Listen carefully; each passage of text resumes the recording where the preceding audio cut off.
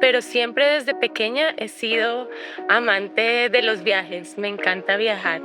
Y por supuesto los viajes siempre van en conjunción con la gastronomía del lugar. Entonces dejo pues mi cargo como ejecutiva. Por eso siempre decimos que somos tapas inspiradas en la cocina de España, Mediterránea y de la India. No somos españoles. En Colombia estamos más acostumbrados al plato fuerte, ¿no? La rotación se vuelve algo persistente y algo en lo que tú tienes que estar, no quiero decir luchar, pero trabajando todo el tiempo, y cantar victorias es difícil. Muy pronto tuvimos la fortuna de ser reseñados por el New York Times, de los primeros restaurantes reseñados por el New York Times. El cliente actual, el comensal actual no compra producto, y cuando eres empresario tienes que estar dispuesto a cambiar. Detrás del nombre, un podcast que cuenta las historias que nadie sabe y todos comemos. Conduce Tatán Mora y Gabriel Durán.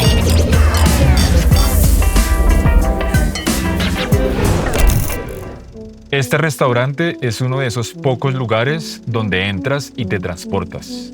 Sus espacios que te llevan al Mediterráneo y al Medio Oriente, a España, a Turquía y a la India.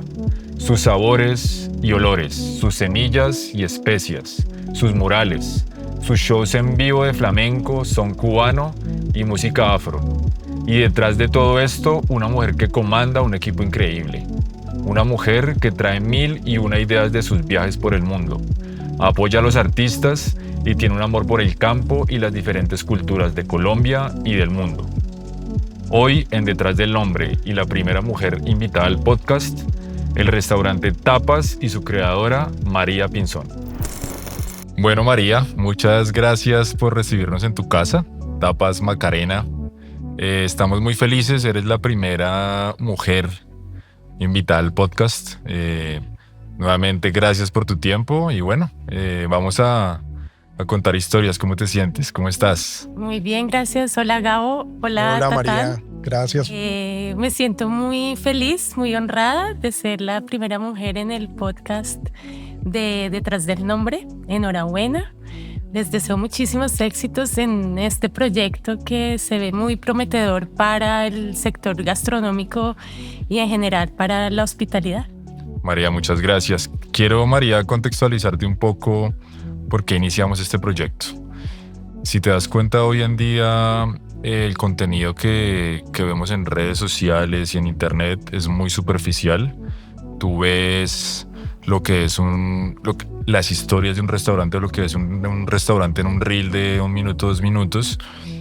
Y con Gabo dijimos, venga, hay que cambiar eso. ¿Por qué no vamos detrás de esas historias y escuchamos a las personas que están detrás de? Si hay demasiado que contar, más allá de un plato, de una receta, hay demasiado. Esa riqueza que tienes tú de todo lo que es tu negocio, es lo que queremos transmitir. Entonces, nada, comencemos. Sé que esto comenzó hace 20 años. ¿Qué pasaba hace 20 años en tu vida y por tu cabeza para estar hoy en día donde estás? Wow, devolverme 20 años en mi vida. Estaba trabajando en una empresa financiera. Era la directora de comunicaciones. Acababa de graduarme en la universidad.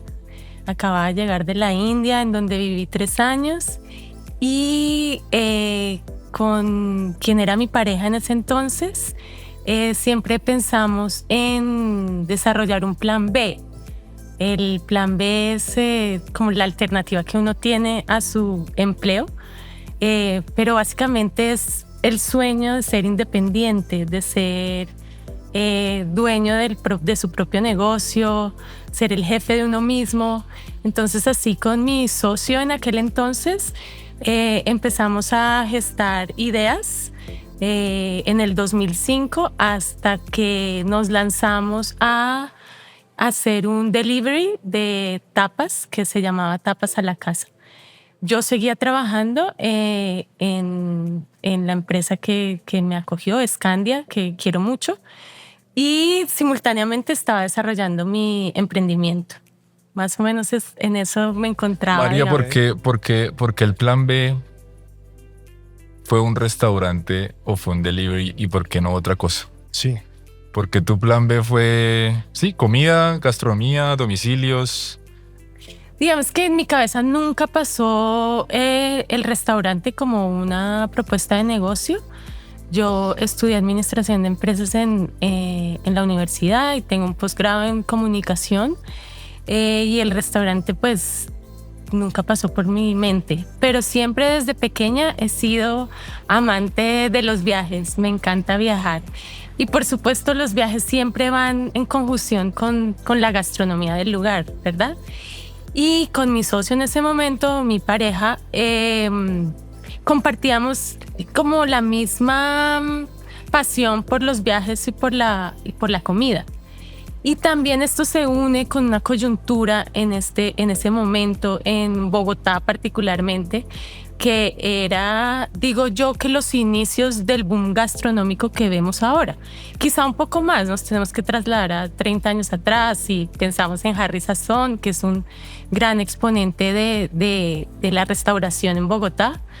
Pero sin embargo, hace 20 años todavía era muy cruda Pero la idea surgió en un viaje o de las experiencias de los viajes.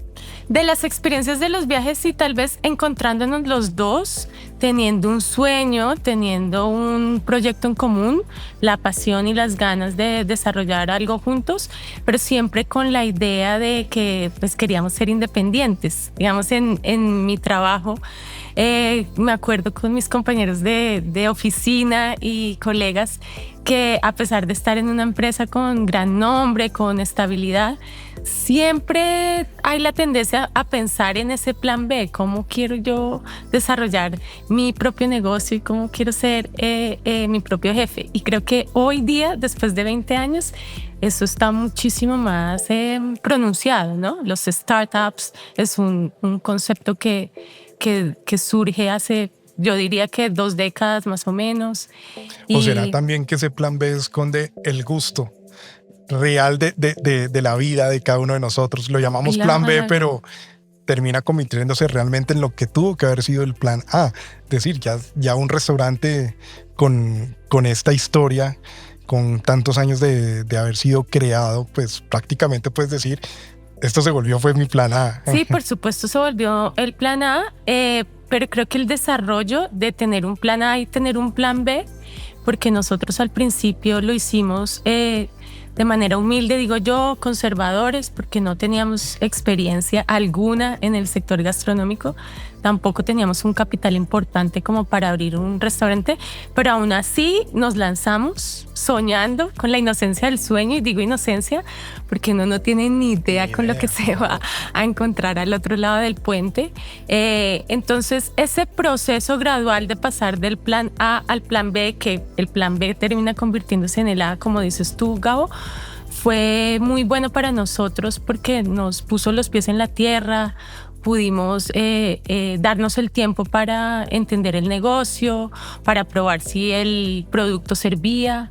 Y el delivery, como era una plataforma más pequeña que abrir a un restaurante,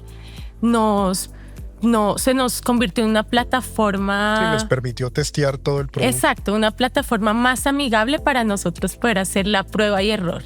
Y pues para definir si sí queríamos ser emprendedores o si queríamos seguir siendo empleados, ¿no? María, ¿y en qué? Las dos posiciones son muy válidas. ¿Y en qué momento dieron el paso de renuncio de Scandia y ahora sí este va a ser mi plan A? ¿Cómo te diste cuenta?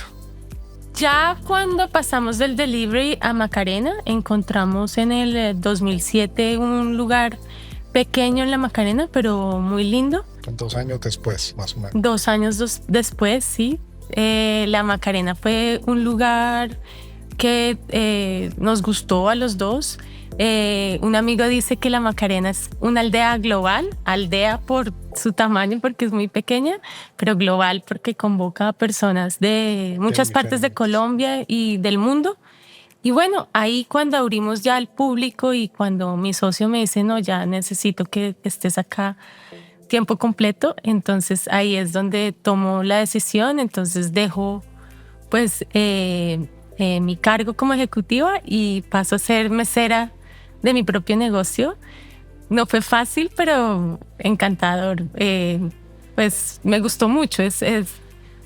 Fue como lanzarse a un riesgo medianamente calculado, pero hoy día digo que valió la pena absolutamente. Chévere. Oye, y ese tema en esa cocina, imaginemos que estamos ahí en esa cocina, ¿no? Y obviamente acabas de decir que no tenían experiencia alguna en el sector gastronómico. ¿Cómo fue el inicio del diseño de los primeros platos? Tratar de fusionar esos sabores. ¿Quién se metió o quién tomó las riendas de los sabores, de las recetas? ¿Tuvieron ayuda? ¿Tuviste que contratar a una persona que les guiara en el proceso de creación o fue totalmente empírico por parte de ustedes? Fue totalmente empírico y lo hicimos, yo creo que basados en nuestra experiencia de vida hasta ese momento. Aunque estábamos muy jóvenes, pero los dos nos encontrábamos en un punto en donde traíamos diferentes experiencias. Peter es holandés, colombo-holandés, entonces él viene con su visión de Holanda y de Europa también. Holanda es un país muy interesante porque reúne muchas culturas, entonces a pesar de que Holanda no tiene una cultura gastronómica arraigada, como que tú digas la comida holandesa se caracteriza por eso, es más como la conjunción de varias culturas, como la Indonesia, como la comida de Surinam, que es un país suramericano muy cerca de Colombia, muy pequeño, mucha gente no lo conoce, y Surinam es una colonia holandesa que también acogió gente de la India, entonces tienen una mezcla de comida india con caribeña espectacular. Y bueno, hay otras influencias, obviamente en Holanda. Ustedes saben que Europa es un continente bien compacto, en donde es fácil la movilidad y el intercambio cultural y gastronómico, por supuesto. En mi caso, bueno, como les decía, viví 3 años en la India, viví en España, he tenido la fortuna de viajar por varias partes del mundo y fue traer a la mesa lo que nosotros queríamos mostrar, lo que habíamos vivido en cuanto a explorar comidas en el mundo. Pero lo más importante es que nos decidimos por la tapa, que por supuesto la tapa viene de la cultura española, pero nosotros no quisimos casarnos con la tapa española ni con la gastronomía española, sino traer ese concepto, ese formato de tapa española a otras cocinas del mundo. Y cuando digo formato es la forma de comer, cómo se presenta en la mesa. La propuesta es compartir, no hay platos individuales. Entonces eso fue lo que hicimos y empezamos a desarrollar tapas inspiradas en diferentes partes del mundo. Y era tapas a la casa para llevar a la casa por domicilio. María, desde el minuto 1 estaba ese concepto. Desde tapas a la casa estaba tapas indias, mediterráneas, españolas. O al principio, ¿cómo era el tema? Al principio la carta estuvo más enfocada en tapas españolas. Por ejemplo, la tortilla de patatas viene de tapas a la casa desde diciembre del 2005, cuando abrimos puertas en la cocina oculta. Las patatas bravas, que son una receta de nuestra autoría, así como en España cuando uno va a una tapería, a un bar de tapas, cada lugar tiene su receta de la paella con su majao, las patatas bravas, cada uno tiene su receta. Las patatas bravas siguen estando en esta carta hoy día en tapas Macarena y tapas Chapinero, y diría yo que es la tapa insignia de este restaurante. Pero como les decía, también hay influencia de Indonesia por su importancia en Holanda. Tenemos el satay de res ketchup manis. Ketchup manis es la salsa de soya indonesia. Tenemos una tapa que reencauchamos, de hecho, el año pasado en julio, cuando sacamos la carta con Tatán. Las morcillas chutney uchuva, por supuesto la morcilla, un exponente de la cocina española. La uchuva, una fruta muy representativa de Colombia y su biodiversidad. Y el chutney, que es una preparación de la India, como una mermelada. Así todavía la influencia de la India no en ese momento no era tan importante, pero bueno, yo también traía como mis influencias de mis viajes. De las cosas que más me gustó de mi experiencia en la India fue la comida. Me encanta la comida india. Entonces ahí poco a poco yo también fui introduciendo mis experiencias. ¿Y hoy día cómo está balanceada esa carta? O sea, hoy puedes decir nuestras tapas en un mayor porcentaje tienen una influencia india, española, mediterránea. ¿Cómo está esa mezcla? Pues ha sido un proceso largo en el cual se han hecho muchísimas cartas. Ha habido muchas cartas, yo creo que si contamos las tapas que se han creado, porque hay algunas que son platos tradicionales de las culturas que representamos, pero hay varias que son de nuestra autoría o de mi autoría, ¿no? del diseño propio. Entonces han pasado muchas cosas, porque después de Tapas a la Casa abrimos en Tapas Macarena. Después yo abro sola un restaurante que se llama El Mat, que es también concepto de tapas inspirado en Mediterráneo y la India. Esto fue en el 2014. Estuvo abierto del 2014 al 2020 cuando llega la pandemia.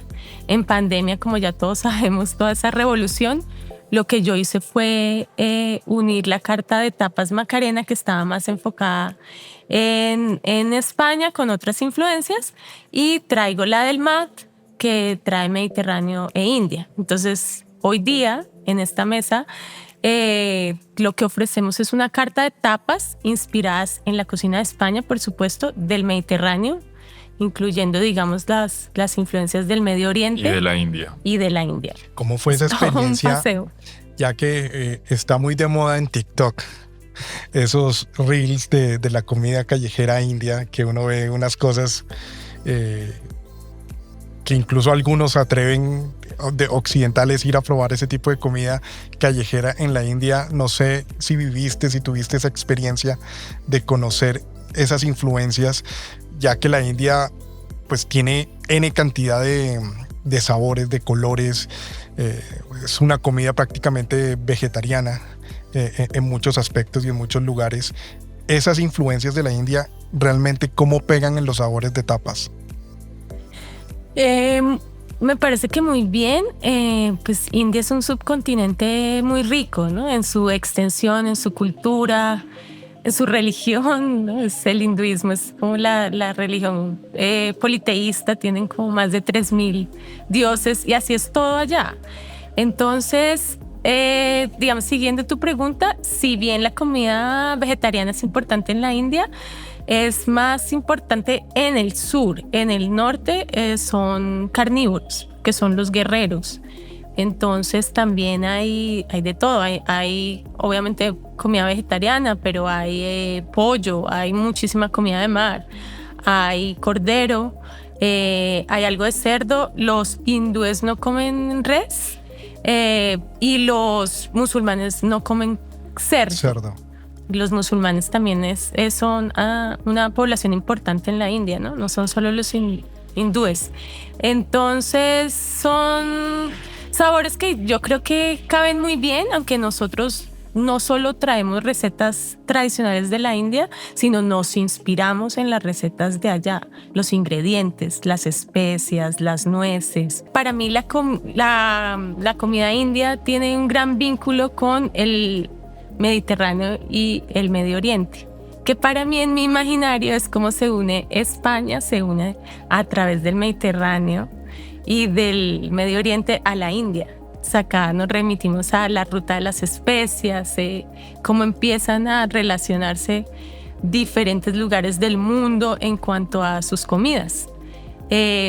Por ejemplo, del Medio Oriente, de la comida del Mediterráneo, Turquía me gusta mucho. Entonces Turquía usa mucho el perejil, usa mucho el cordero. En la India también, el yogur, los panes. O sea, hay muchos vínculos.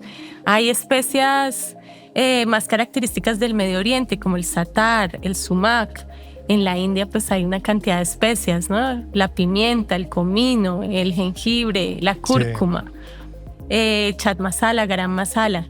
Entonces, cuando uno empieza a entender... Eso es muy chévere en el sentido que para la gente que no conoce tapas, van a encontrar un restaurante que tiene una influencia muy grande en ese tipo de culturas, pero la comida que te sirven a la mesa no es comida india, es una comida fusión de tapas con la versión de tu restaurante, de tu inspiración. De acuerdo, por eso siempre decimos que somos tapas inspiradas en la cocina de España, Mediterránea y de la India. No somos españoles. Y hemos tenido bastantes polémicas, ya casi no, porque había gente que venía y decía, pero esto no es un restaurante español. No, señor, este no es un restaurante español, esta es una tapería inspirada en la cocina de España, Mediterránea y la India. María, yo quiero seguir el hilo de la historia. Estábamos en Tapas a la Casa. ¿Qué año más o menos era eso? Abrimos puertas en diciembre del 2005.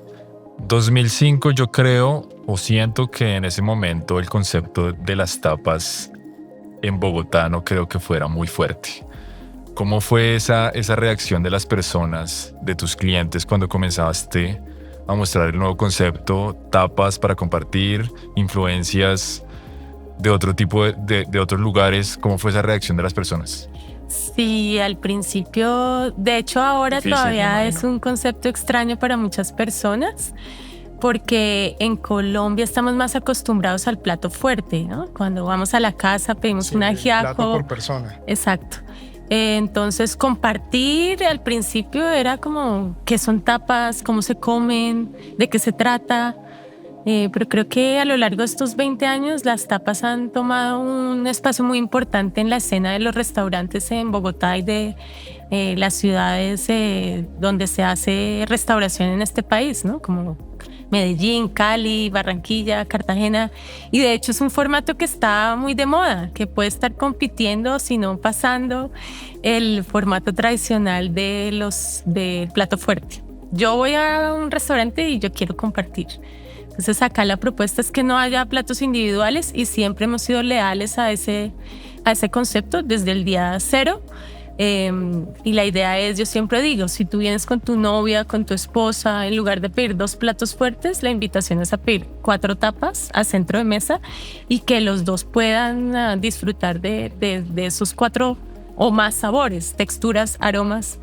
Y además que la idea es ir comiendo al paso que tú quieras. Sí, acompañándolo con un vino, sangría, chupitos, que son los shots españoles. Pues ser un espacio más casual, ¿no?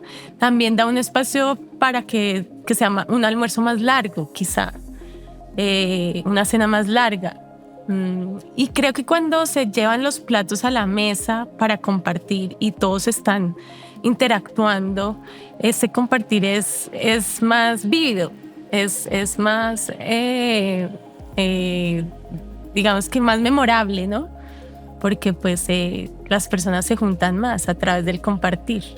A mí me gustaría que nos contaras un poquito, ya que tocaste el tema con Tatán, de cómo llega ese concepto de tapas. A mí me causa curiosidad el tema del modelo del servicio, es decir, de tus meseros. ¿Por qué? Porque tú tienes el conocimiento de las palabras indias, de las palabras de las especias, de las salsas. ¿Cómo le enseñas, cómo le transmites ese conocimiento a tus meseros? ¿Cómo atienden ellos una persona que está tratando de entender un plato que ha sido inspirado, que tiene especias? ¿Cómo lo atienden? ¿Cómo es ese proceso para que un comensal se sienta tranquilo, pleno de que lo que va a encontrar en el plato le va a saber delicioso, va a ser una experiencia totalmente diferente? Es complejo y digamos que respondiendo a tu pregunta yo me tengo que remitir al contexto colombiano, que es en donde estamos y de donde es mi equipo de trabajo. Y hay personas que te copian, hay otras personas que no te copian. La realidad es que el tema de personal es complejo, es difícil y yo creo que mis colegas y ustedes van a estar de acuerdo conmigo en esto. Colombia es un país maravilloso, pero con bastantes dificultades, ¿no? Es un país desigual en donde hay personas que vienen de diferentes partes de Colombia, del campo, de lugares donde ha habido violencia, desplazamiento. Entonces, llegar con esa mentalidad a veces es difícil convocar al cliente, al empleado, al colaborador, al mesero, para que realmente valore todo lo que hay detrás de la historia de tapas, de la experiencia de tapas, que no es una tapa, sino es todo, ¿no? Es llegar acá, contar de qué se tratan los ingredientes, el proceso de preparación de las tapas, la experiencia que queremos dar. Yo siempre les digo a los chicos, yo no quiero acá un mesero que traiga platos, yo quiero alguien que esté asesorando al cliente. Y la atención al cliente es eso, ese es el trabajo. Pero entonces acá involucra cosas como la vocación del servicio, que no todos lo tienen. Y es difícil ese entrenamiento, entonces la rotación se vuelve algo persistente y algo en lo que tú tienes que estar, no quiero decir luchar, pero trabajando todo el tiempo, y cantar victorias es difícil. Pero en este momento digo yo que durante estos años pues ha habido mucho trabajo, mucho rigor. En este momento yo ya no estoy en la operación, pero estoy bien acompañada por jefes, líderes. Mi idea en este momento es crear líderes, darles la oportunidad para que ellos también se formen como profesionales con criterio, con capacidad de toma de decisiones. Ellos son los encargados de formar a las personas que van entrando. Y yo tengo un concepto que le llamo como el ciclo de conocimiento, y es toda persona que llega al restaurante, a esta empresa, tiene varias responsabilidades, tienen también muchos derechos, por supuesto. La principal responsabilidad para mí es aprender. Entonces yo no estoy buscando personas con mucha experiencia, pero personas con voluntad e intención de aprender. Esa es la primera responsabilidad, estar dispuesto a aprender. Y una vez vas aprendiendo, tienes la responsabilidad de enseñar. Y otra vez aprender, enseñar, aprender, enseñar. Y es un ciclo dinámico porque próximamente vamos a sacar otra carta. Entonces toca volver a aprenderla, ¿no? A conocerla. Son personas que son empíricas.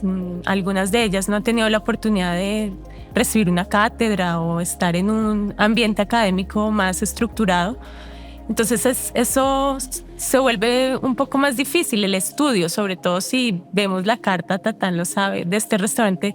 Es muy amplia y muy diversa, y hay muchos ingredientes y hay muchas formas de preparaciones, las cocciones lentas. Entonces, convocar a la gente para que lo entienda, para que lo interiorice, lo comprenda, lo valore y asimismo lo transmita al comensal, no es fácil, pero no es imposible. Es un trabajo de día a día. Constante, okay. En este momento está delegado pues está la administradora, están los administradores de Macarena, de Chapinero, los jefes de cocina y los jefes de servicio. Entonces, eso no es que me esté quitando la responsabilidad de formarlos, sino que la he delegado en ellos. Uh-huh. Y ese es un indicador de gestión para mí, para yo ver cómo está el performance de los jefes. María, quiero preguntarte, ¿cuál fue el mayor reto cuando pasaste tú de tapas a la casa, llegaste a un barrio tan tradicional como es la Macarena? ¿Cómo fue ese reto y ese proceso de tener una cocina oculta, montar tu propio restaurante, tu propio negocio ya con atención a la mesa, y ya después abrir otro punto en Tapas Chapinero? ¿Cuáles son esos retos de abrir lugares nuevos después de venir de ese proceso de una cocina oculta, por decirlo así? Claro. Bueno, acá como estamos contando toda mi historia como emprendedora y como empresaria, acá tengo que agregar a tu pregunta que es tapas a la casa, tapas Macarena en Macarena. El MAT. Después se abre la tapería con Peter, que pues después nosotros nos separamos, él se queda con la tapería, yo me quedo con tapas Macarena, pero yo también participé en la apertura de la tapería y estuve ahí 4 años, que también fue una odisea, porque no es fácil, imagínense abrir un restaurante. Después de la tapería viene el MAT, y después del MAT viene Tapas Chapinero. Tapas Chapinero. Entonces, en estos años son varias las aperturas. Me encanta, o sea, cuando lo pienso, me siento muy contenta, muy afortunada. Creo que el universo y Dios ha sido muy generoso conmigo y con Tapas Macarena y con Tapas Chapinero, y me siento muy contenta. Pero entonces, pasar del delivery a Tapas Macarena en el local en la Macarena fue muy lindo. Era un lugar muy pequeño de 5 o 6 mesas, exitoso desde el principio. La gente le llamó mucho la atención nuestra propuesta, como mi esposo en la cocina cocinando y yo mesera los primeros meses. Muy pronto tuvimos la fortuna de ser reseñados por el New York Times, de los primeros restaurantes reseñados por el New York Times, que fue una sorpresa pues muy bendecida. Un corresponsal del periódico vino a hacer una nota, una crónica de la Macarena.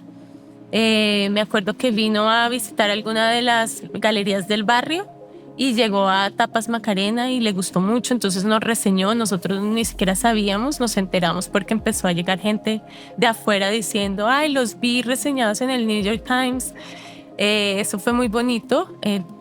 Seguramente a él le gustó el concepto de una pareja de la fusión de las tapas, colombiana, holandesa, haciendo tapas, pero no son tapas gallegas, catalanas, andaluzas, sino son tapas más del mundo, más del barrio. Y también los mencionaron en TripAdvisor. Sí, TripAdvisor, eran los inicios de TripAdvisor, que es el portal de viajeros. Estuvimos en número 1 durante mucho tiempo. Y pues también fue una maravilla porque ese lugar nos lo ganamos por las reseñas de los comensales. No había ninguna influencia de nosotros, como que nosotros estuviéramos buscando esas reseñas. Entonces fue muy orgánico. La respuesta fue muy, muy, muy bonita. Entonces fue una transición bastante afortunada. Los 2 años de experiencia a puertas cerradas en Tapas a la Casa nos sirvió mucho porque así como hubo alegrías, hubo lágrimas, ¿no? Como, ¿será que seguimos caminando este plan B? ¿O será que nos devolvemos? ¿O será que me quedo en mi empleo? Hasta que finalmente nos lanzamos. Ahí mencionas el tema de las reseñas. Quisiera detenerme ahí un poquito en ese aspecto porque hacen parte de nuestra investigación. Cuando tenemos un invitado en un restaurante, revisamos esas reseñas tanto en TripAdvisor, en Google. ¿Qué tan importante es que un emprendedor, un empresario de la restauración, de la hospitalidad, realmente se focalice en ese voz a voz, que trate que su clientela realice reseñas? De pronto muchas veces uno llega el modelo de servicio hasta que paga la cuenta, y muchas veces lo que tú dices, los meseros no tratan de ver un poco más allá de lo que pueden satisfacer una necesidad para el restaurante, que es una buena reseña. Es decir, terminar el servicio, no sé, expresándoles cómo se sintieron, cómo fue su experiencia, etcétera. Invitarles a que hagan una reseña. No sé si eso lo manejas con tu equipo de trabajo. ¿Qué tan importante es para ti lograr una reseña en ese momento? Creo que es la primera vez que tocamos ese tema en el podcast de cómo afectan la parte de redes sociales las reseñas. Me parece fundamental, súper importante. Además que tenemos la fortuna de contar con internet como plataforma. El voz a voz es lo más genuino, es como la referencia más auténtica que otros comensales pueden tener acerca de la experiencia de una propuesta gastronómica de un restaurante. Entonces es súper importante. Yo reitero mucho a mi equipo en la invitación a que los comensales y los clientes hagan sus reseñas. Yo estoy muy pendiente en responderlas, las buenas y las malas. Digo las malas, las críticas. Algunas son malas, algunas son muy constructivas. Hay algunas malintencionadas, pero es parte de lo que pasa en internet, ¿no? Y la democratización de la información y el acceso para todos. Entonces hay que saberlo manejar, pero me parece que es una herramienta súper importante y que hay que gestionarla tanto como la los alimentos y las bebidas, por ejemplo. María, quiero hacerte una pregunta que ya es insignia aquí del podcast. En todos. Te quiero poner sobre la mesa un caso hipotético. Las mesas de tapas son hermosas, son agradables. Puedes invitar a 5 personas. Puede ser a un almuerzo, puede ser a una cena. Las personas pudieron haber fallecido, pueden estar vivas, personas que admires. ¿A qué 5 personas invitarías a esa mesa, a una cena? ¿Y qué habría en esa mesa de tomar, de comer? Piénsalo. Wow. Sí, sé que es difícil, hay mucha gente que se le pasa a uno por la cabeza, pero... Bueno, el primero que se me viene a la cabeza es Jesús. Me sentiría muy afortunada de estar sentada con él y preguntarle muchas cosas. Después diría Gandhi. Wow. Barack Obama, Madonna y mi hijo Matías. Esos serían mis 5 ¿Qué tal invitados. esa mesa? No, pues estoy todavía como en shock. Estoy aquí sí, imaginándome. me la estoy imaginando. Madonna, sobre todo, al Quiero lado estar en esa mesa. de Jesús y de Gandhi. O sea, una persona tan influyente en su forma de expresarse con otros que son posiblemente el lado opuesto de ella. Me parece muy interesante. Y esa mezcla, ¿por qué? ¿Qué significan para ti esos personajes? Primero porque es diversidad, ¿no? Es una representación de tapas. De lo que es tapas. De lo que es tapas. Jesús porque me parece que es un personaje muy influyente en la historia de la humanidad. Tiene muchas historias por contar. Y si pudiera hacerle preguntas, imagínense. Gandhi, siempre me he sentido muy inspirada por Gandhi, por la forma como él en su momento manejó los conflictos en la India a través de la paz. Es un líder pacífico, aunque también tiene mucha polémica al interior de la India como cualquier líder, pero es un personaje bien interesante, vegetariano, ¿no? Un poco anacoreta, austero. Digamos, creería yo que como Jesús también. Barack Obama porque es un líder inspirador, porque representa también una raza que ha tenido bastantes dificultades en la historia de la humanidad, ¿no? Los afroamericanos, sí. Madonna porque siempre me ha gustado desde pequeña. Creo que ya no está tanto en la escena, pero igual la admiro. Y también se acuerdan que la excomulgaron por hacer el video de Like a Prayer. Entonces hasta ahorita lo estoy conectando con Jesús, pero creería que es una mujer también muy espiritual, a pesar como de todo su imagen de diva. Su máscara de diva. De diva, la material girl. Pero es una mujer que también admiro, ¿no? Como yo creería que ella puede ser vegetariana, vegana.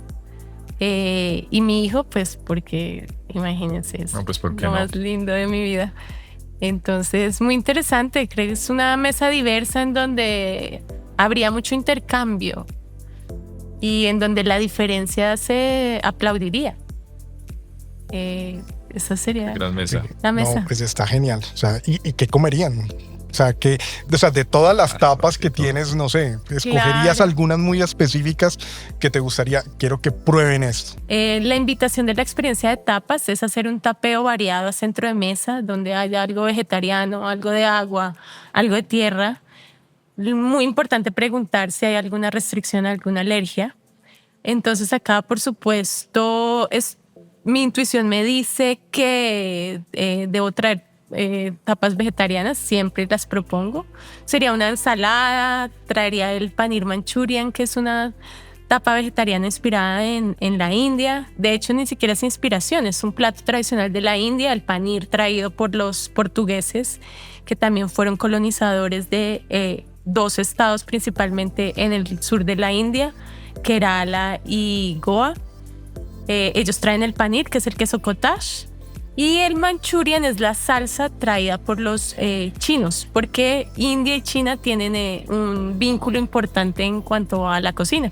Entonces hay algunas preparaciones chinas que se han vuelto parte de la gastronomía y de la cultura culinaria de la India. Traería las patatas bravas, por supuesto, traería un arroz, quizá un pulao, que es un arroz vegetariano de la India con varias especias. Traería una tapa de jamones con chorizo fuet, jamón serrano, manchego, queso de cabra, melón, aceitunas, un gosleme, que es el pan turco relleno de espinaca, queso feta, perejil y yogur griego. A mi hijo le encanta la res, entonces un carpaccio tapas macarena, que es res con queso parmesano, aceitunas kalamata y aceitunas reina. Y bueno, también daría espacio para que ellos pidieran. Es increíble porque un banquete. Es un banquete total. Y sumado a eso, de pronto también contarle un poquito a nuestra audiencia que las tapas también van acorde a lo que encuentran en este lugar. Cada espacio que ha creado tapas, incluso hasta sus baños, tienen una historia que contar y tienen una arquitectura y un diseño impresionante. Y no solo aquí en Tapas Macarena, ¿no? En Chapinero igual. Los espacios son increíbles. Son increíbles. Entonces, no sé por qué no le contamos un poquito a la audiencia.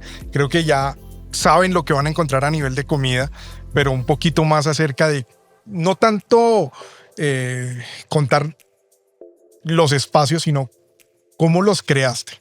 Es decir, una inspiración. ¿De dónde viene esa inspiración? ¿Quién te ayudó a colocar los diseños? ¿Cómo es ese proceso tuyo como emprendedora de decir, bueno, aquí quiero esto, aquí quiero este diseño de las botellas que inspire como una cava, o quiero tener unos cojines del Mediterráneo de estilo árabe? Lámparas, la iluminación. Las lámparas turcas que también hemos visto por ahí. ¿Cómo fue esa creación? O sea, porque una cosa es crear los platos, pero ahora también estás metiendo la influencia en tu restaurante. Sí, digamos, esta casa, que fue el último diseño a cargo mío, empieza con una fachada muy linda, amarilla, y la cocina, lo primero que pensé cuando destruimos toda la cocina, porque era un garaje, un mezanine con una placa así, lo primero que vi en esta casa, dije, wow, esta casa es sexy porque tiene unos techos altísimos y eso lo quiero aprovechar. Obviamente lo primero que se hizo fue tumbar ese mezanine en la cocina. Entonces ya se amplió el espacio hacia arriba y dije, yo quiero que esta cocina sea una vitrina, así como hay una vitrina de tiendas de ropa, quiero que la cocina sea una vitrina. Y así es. Entonces se abrió completamente durante todo el día, desde las 11 de la mañana hasta las 12 de la noche, la cocina está abierta completamente. Los comensales y los peatones pueden ver todo lo que está pasando adentro, y eso le ha encantado a la gente, ha llamado mucho la atención. No lo he visto en Bogotá. O no sé, ¿lo has visto tú? No, en Bogotá no me acuerdo mucho de haberlo visto en otro lado, seguramente seguro hay. sí. ¿Sí? Sí. Pero en Bogotá no lo he visto. Entonces, pero no fue una inspiración de algún otro lugar que yo recuerde, no, seguramente lo he visto, pero no recuerdo. Pero yo dije, yo quiero que la cocina sea abierta y eso fue no solo la cocina, también la parte de muchos insumos están a la vista de los comensales. Total. Ingredientes, especias y demás. De acuerdo. Y ya cuando entras a esta casa, lo primero, después de la cocina, me acuerdo que me ubiqué en el lugar central, que es acá en el patio, que es de donde baja toda la luz de la marquesina. Que hay luz todo el día, somos muy afortunados hasta las 6 de la tarde. Y ese espacio, porque esta casa era muy uniforme, todas las paredes eran rosadas, había unos muros, habían muchos muros que se tumbaron en su momento. Y bueno, ese lugar central de la casa que llamamos terraza fue mi inspiración como número uno, bueno, después de la cocina. Y yo dije, yo quiero que esto inspire una terraza del Medio Oriente. Y me acuerdo que estaba teniendo conversaciones con Tatán y Tatán estaba también viajando. Marruecos. Entonces yo decía, yo quiero acá un low sitting, un sofá bajito que cambie como la dinámica de las mesas las mesas convencionales en el resto del espacio. Entonces ahí fue donde empecé con los sofás bajitos, que también es como el lugar central de la casa. Empecé a destapar las paredes y rescatamos una parte del ladrillo original, que también es interesante hacer eso porque muestra la historia de la casa.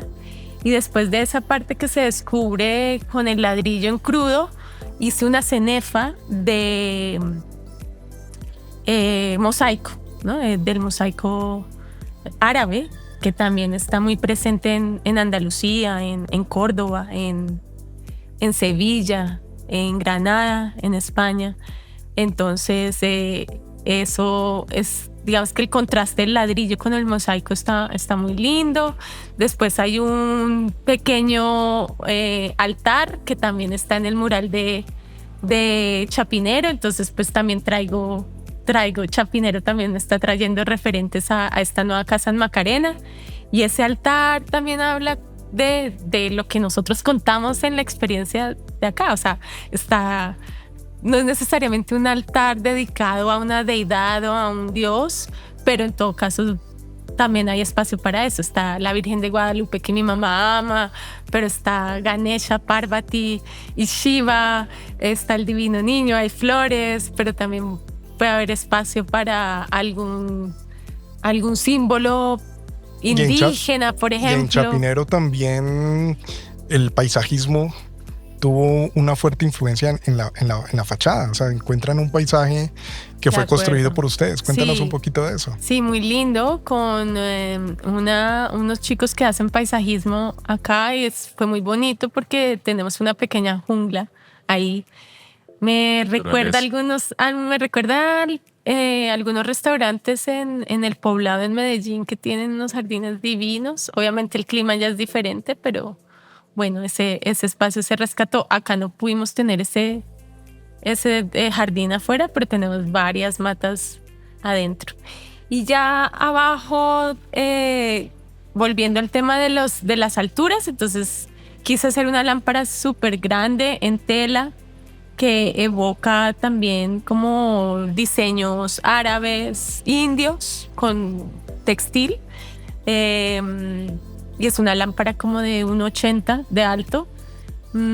Y ya subiendo acá, pues este espacio lo quise más como de noche, aunque a la gente le encanta para el mediodía también. O sea, todos los amantes de Instagram deben venir a conocer Tapas. Y no solo Macarena, Chapinero. Chapinero es una locura cada uno de los espacios que ha ido construyendo y conformando. La verdad, siento que Tapas es un engranaje, ¿sabes? Es un engranaje perfecto porque estamos hablando de los espacios hermosos, la comida es deliciosa y la atención es muy buena. Hay algunas discusiones en algunos clientes o restaurantes que dicen que es más importante, el servicio, la comida o los espacios. Yo creo que es una mezcla. Es un engranaje perfecto. ¿Qué dirías tú? No, total. Es un engranaje. Ya no. El cliente actual, el comensal actual no compra producto. Bueno, depende de en qué segmento se mueve el restaurante, también es importante decirlo. Pero sí, suena un poco cliché porque se ha hablado mucho de la experiencia, pero es la realidad. Es toda una experiencia definida por la comida, el servicio, el ambiente, la música, el aroma. El marketing que hagas en el restaurante igual. La energía. Yo creo que hay lugares que pueden ser divinos, pero crear el alma en un lugar no es fácil. Y eso es lo que hace que un restaurante sea sostenible en el tiempo. Porque si vemos en Bogotá, ha habido muchos restaurantes divinos y algunos se han acabado. Es que también la tasa de mortalidad de los restaurantes es bien alta. Es un sector bien desafiante, pero... No, es que encontrar restaurantes de 20 años es todo un desafío, es un reto. Normalmente lo que tú dices, constantemente están cambiando, incluso hay una moda que incluso cambian de marca para posicionar una nueva marca si no se acaba el restaurante. Y ya es muy común. Es muy común. Incluso hay otras... pintan las paredes, cambian los sofás un poquito y ya otra marca y inician de nuevo. Sí, o sea, el mundo de la gastronomía ha tenido unas evoluciones, inclusive por lo que hablabas por parte de la pandemia, en donde dentro de un mismo restaurante pueden existir varias marcas también.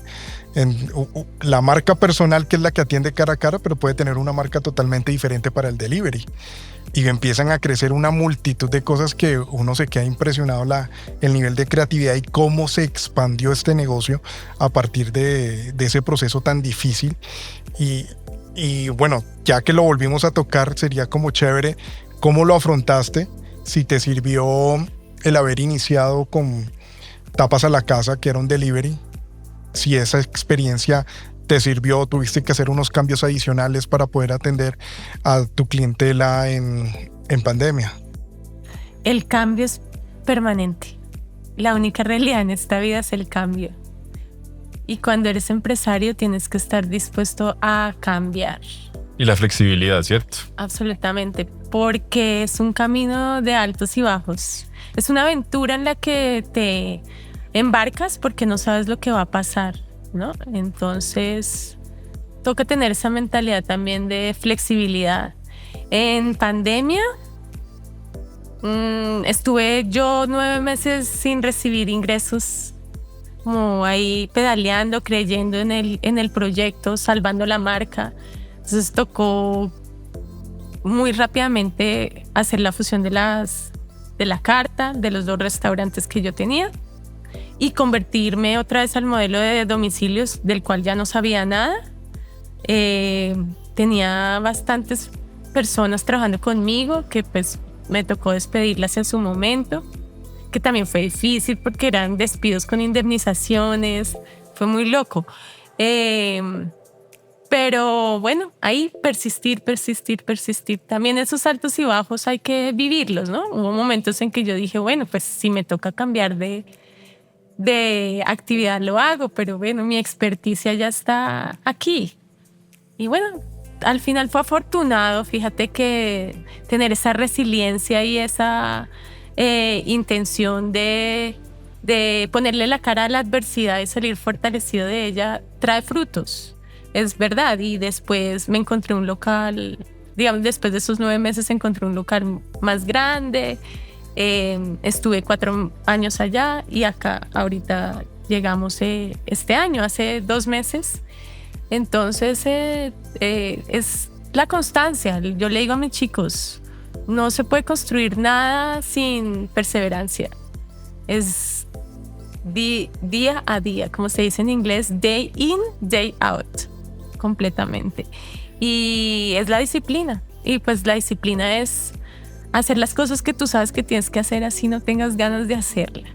Y la disciplina también para mí es un gran símbolo de amor propio, ¿no? Como al final da muchos frutos. Entonces ese sería como mi mensaje, como tener claro que el cambio siempre va a estar presente, como dice Tatán, es ser flexible de mente y cuerpo.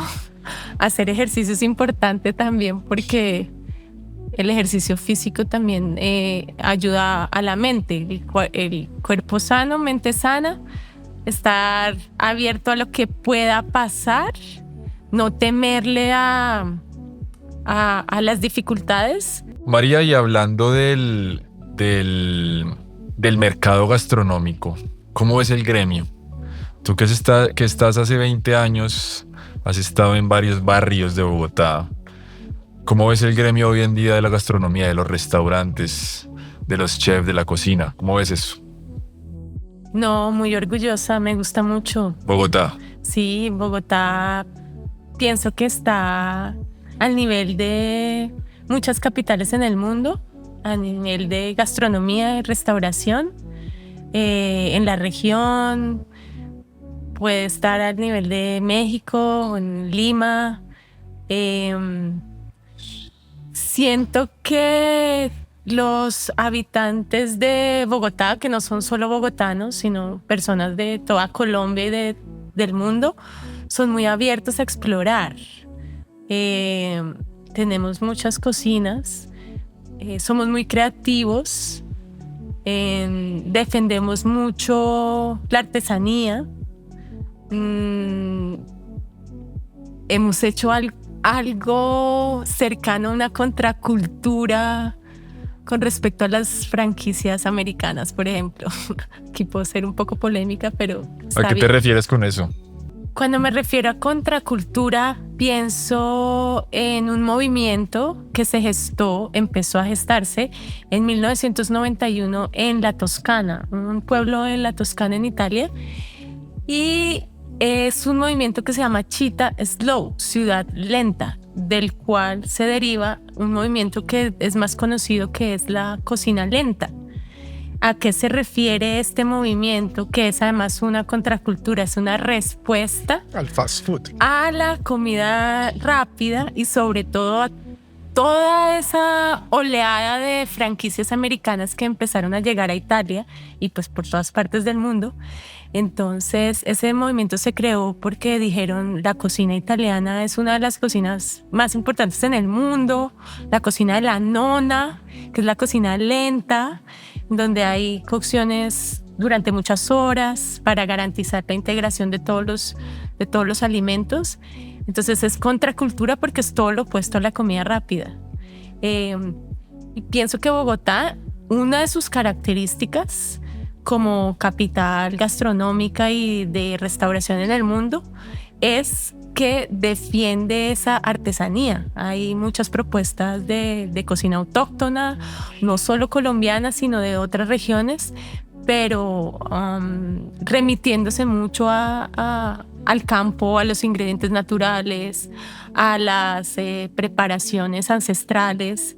Eso me gusta mucho, por eso hablo de esa contrapropuesta. Me acordé de la contracultura. Interesante. Sí, eso está muy chévere. Y no, una capital muy abierta, no solo en los restaurantes, en la gastronomía. La escena cultural en Bogotá es muy chévere. La fiesta en Bogotá es muy divertida. Hay DJs viniendo. Me acuerdo el año pasado hubo un fin de semana en noviembre que había eventos por todos lados. Es una ciudad muy itinerante. Noviembre es muy movido. Pues eso me hace sentir muy orgullosa y muy afortunada de ser parte de la ciudad. Bueno, y hablando de este mismo tema del sector gastronómico, que no solamente lo componen los restaurantes, sino que hay otros actores, y desde los últimos años han tomado una preponderancia que son las escuelas de gastronomía. Es decir, ya hemos hablado varias veces de algunas de ellas, mencionándolas, pero es una realidad que hay varias escuelas gastronómicas, muchas universidades han sacado sus técnicos o tecnólogos en gastronomía o tratándolos llevar a profesión de chef, de cocinero. ¿Tú crees que están haciendo un buen trabajo? ¿Qué debería o qué les hace falta a este tipo de escuelas? En el sentido de lo que hablabas hace unos minutos, la problemática de la rotación del personal muchas veces puede generar ciertas, lo mismo, itinerancias en el negocio. ¿Le hace falta algo a la academia, alguna apertura, o sea, que se enfoquen en algo adicional para mejorar esas temáticas? Yo digo creería porque no tengo la prueba, es más como mi intuición, ¿correcto? No quiero ser categórica en lo que yo digo, pero me parece muy importante contextualizarnos en el país en el que estamos, ¿no? La realidad que vivimos. Volviendo a la pregunta anterior de mi equipo de trabajo, les digo, vienen de varias partes del país y son realidades que en algunos casos han sido difíciles, ¿no? Son personas que vienen de violencia, desplazamiento, y eso hay que tenerlo en cuenta en cuanto a qué tanto acceso a esta academia está siendo real para estas personas. Entonces, no me atrevería a contestar, pero es un interrogante que tú con tu pregunta me dejas, y es ¿qué tan democrático está siendo el acceso a esas academias de cocina para las personas en Colombia, teniendo en cuenta que es una población y una sociedad desigual, en donde el acceso a la educación siempre ha sido muy restringido. La educación en este país, desafortunadamente, es un privilegio. Entonces, ese sería mi interrogante. Buena pregunta para hacer. Sería chévere un día tener aquí a una escuela de cocina sentada. Es una pregunta que sí, como lo dices tú, es importante hacerla. Esa es la primera. Y la otra es lo que pienso con respecto a esa pregunta es, en mi experiencia, nosotros acá convocamos sobre todo personas empíricas que se van formando en tapas. No solo en las destrezas culinarias, no solo en la atención al cliente, al servicio al cliente, sino más allá. Nosotros convocamos todo en una visión de valores, porque la formación ética es fundamental. Antes de ser un profesional, somos personas. Pues eso es algo muy, muy chévere en el sentido que, o sea, estamos hablando de etapas como escuela también. Es que muchas veces no se tiene esa identidad en los restaurantes de uno como emprendedor también tener esa responsabilidad de formar y de estructurar una cultura. Eso es lo que a mí me llena el corazón y me hace más feliz. Digamos que mi propósito es poder ayudar a generar calidad de vida para todos nosotros, los colaboradores y sus familias. Todo negocio busca rentabilidad. Para mí la base es crear una cultura basada en valores y que las personas los vivan. Y que además no solo se queden dentro del restaurante, dentro de la empresa, de los restaurantes, sino que cuando salgan también los vivan. El profesional no es aquel que hizo un posgrado, un PhD. Es aquel quien hace su trabajo bien y lo hace a conciencia y enmarcado en una serie de valores. Los valores en esta empresa son la integridad, hacer bien las cosas aunque no nos estén viendo, la honestidad, decir la verdad siempre. Aquí admitimos el error, más no la mentira, porque el error es gran fuente de aprendizaje. La justicia o la asertividad, o sea, siempre buscar una relación gana-gana. No voy a vulnerar a nadie, pero tampoco me voy a dejar vulnerar. Estar en el medio, la asertividad. Ser un equipo de trabajo compasivo, ponernos en los zapatos del otro, mirar cómo nuestros actos pueden afectar la realidad de nuestro compañero, ¿no? Si no vengo a trabajar, ¿qué implica para mi equipo de trabajo, para mis compañeros? La dignidad, que sea un espacio digno, pues no solamente venir acá por una remuneración económica, sino sea un espacio en donde uno se sienta respetado, donde haya valor por la humanidad de cada uno, donde haya espacio para compartir las decisiones y cada uno tenga su opinión y conformemos una idea entre todos, donde se pueda crear criterio en las personas. Y bueno, esos son los valores en los que yo enmarco la experiencia, digamos, de formación aquí en Tapas, y hay muchas personas que lo ponen en práctica y que han, digamos, orientado su vida a través de este discurso que se está dando aquí en Tapas. Entonces pensaría yo, como no tengo la certeza de lo que está pasando en la academia del sector gastronómico, ¿qué tanto están trabajando la parte ética, la formación de valores? Porque la formación de competencias, destrezas, habilidades de cocina, culinaria, claro, enseñar a saltear, enseñar a cortar, enseñar a hornear, enseñar a hacer una confitura es fundamental, enseñar a abrir un vino, enseñar de enología es súper importante, pero antes de eso está la base ética, que además es tan necesaria en este país, porque precisamente por nuestra calidad desafortunada de tanta desigualdad, el deterioro social viene desde el seno de las familias, ¿no? Familias que de pronto son madres de familia sin un apoyo del padre, en donde siempre han tenido que estar fuera trabajando. Simplemente no ha habido espacio para hablar de valores. O sea, fíjate, o sea, ¿cómo un restaurante te puede contar otro tipo de historias? Es que es lo que decíamos al principio de ahondar más allá de 1 minuto, 2 minutos en un reel. Y ¿qué es lo que hay detrás de todo? Yo creo que uno como comensal no se imagina esos valores que tiene por detrás un empresario, un emprendedor. Y que son necesarios. De la importancia que para ti ha sido expresar temas como la resiliencia, como la diversidad, como la equidad. Eso me parece muy, muy chévere, y sobre todo en este sector donde las cocinas son muy duras, donde los horarios son muy duros, donde hay unas condiciones que a veces es difícil, pero que son propias del sector de estos movimientos, los turnos partidos y ese tipo de cosas. Entonces, qué rico escucharte hablar de esa manera. Me parece supremamente interesante abordar esa problemática de ética más adelante. Hay que trascender lo económico e irnos a lo social, lo cultural, la preservación de nuestros valores. Y si yo como empresaria y como líder de esta organización tengo la oportunidad de dejar un granito de arena en las personas que me acompañan, súper bien.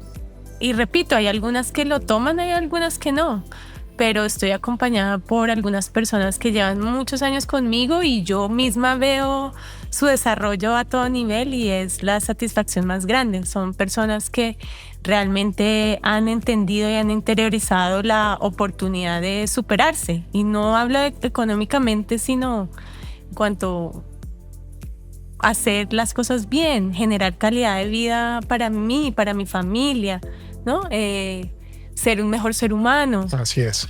Eso es muy interesante, María. Creo que ya quiero hacerte 2 preguntas antes de ir cerrando nuestro podcast. Son preguntas que le hacemos a nuestros invitados. Hablando de Bogotá, tú has comido en todo el mundo. Todo el mundo. Bueno, en muchos lugares del mundo y tienes muchas influencias, pero ¿en dónde te gusta comer aquí en Bogotá que no sea en tapas? Arriésgate diciendo 1 o 2. Que te guste la comida, que hagan un buen trabajo, no solo en el tema gastronómico, en el tema del servicio, el tema de los valores que estamos hablando anteriormente. Me gusta Wok, porque además está en toda su vida. A mi mamá le encanta, a mi hijo le encanta. Benjamín Villegas, uno de sus dueños, ha sido cliente de tapas. Es muy inspirador, me gusta lo que hacen porque mantienen el romanticismo en su artesanía, su pesca de vallesolano, ¿no?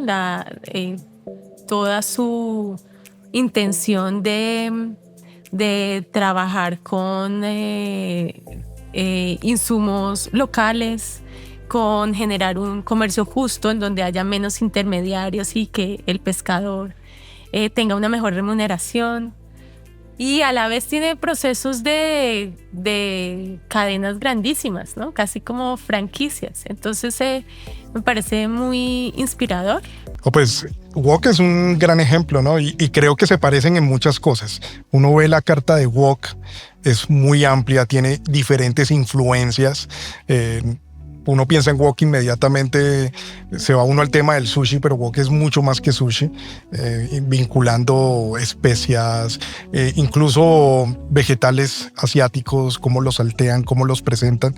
Entonces creo que hay similitudes con tus influencias. Y lo más bacano es que estamos detrás de esa historia, porque estamos trabajando en ello. Ahí estamos trabajando. Si podemos escuchar esa historia. Y Benjamín, si nos escuchas, estás totalmente invitado a Detrás del Nombre. Sí. Total. María, quiero terminar con una pregunta. Primero quiero agradecerte, de verdad, admiración total. Eres una mujer que en este gremio lleva mucho tiempo. He trabajado contigo hace un tiempo y sé lo que haces por el gremio y eres una guerrera y pa'lante, porque tú vas pa'lante y tu concepto lo defiendes. Lo defiendes y eso es muy importante porque sabes lo que haces y lo que tienes. Entonces, muchas gracias y te felicitamos aquí por Detrás del Nombre. Totalmente. Gracias. Quiero preguntarte, María, para cerrar, tapas, pensemos en tapas. ¿A qué sabe, a qué huele y a qué suena tapas? Bueno, voy a empezar por a qué suena. Es lo que se me vino primero a la cabeza. La música es súper importante acá. Además que tenemos agenda cultural todos los meses con música en vivo. tenemos el tradicional show flamenco. Entonces, pues la música española, la música flamenca, por supuesto está. Pero también nos gusta mucho el jazz, la buena electrónica, como mushroom jazz, como un deep house. O sea, música electrónica que pueda convivir con un almuerzo, con una cena tranquila. Me gusta, últimamente he encontrado varias cosas en la música étnica de diferentes partes del mundo. Amo la percusión. Y bueno, hablando del jazz también se une con la salsa, que es importante. Es una curaduría en la que no dejo mucha consulta abierta, la hago yo. Y bueno, Spotify es una maravilla, ¿no? Es muy chévere porque le permite a uno estar explorando todo el tiempo. Entonces, esos son los sonidos que se oyen acá. ¿A qué huele? Huele a especias, huele a cardamomo, a pimienta, a chat masala, garam masala, pero también hay hierbas, limonaria, hierbabuena, menta, albahaca. Huele también a los fogones haciendo un cochinillo confitado, haciendo la cocción de las albóndigas, de la salsa pomodoro, que es una de nuestras salsas madre. Huele a pan, huele a muchas cosas, muchos ingredientes que hay acá. Okay. ¿Y a qué sabe?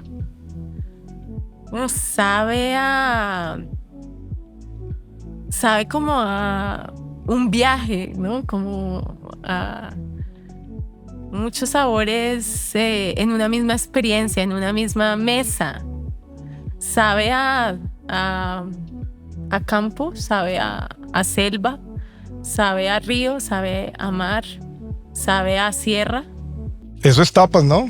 Eso es tapas y... Eso es lo que pueden venir a conocer, a experimentar. Tienen que venir, siento que es un viaje. Como dices tú, como terminaste tu respuesta, es un viaje y bueno, María, te queremos agradecer. Gracias por tu tiempo. Gracias. Genial. Por apoyar este proyecto.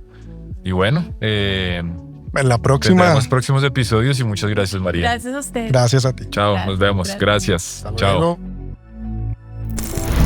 Detrás del nombre, un podcast que cuenta las historias que nadie sabe y todos comemos. Conduce Tatán Mora y Gabriel Durán.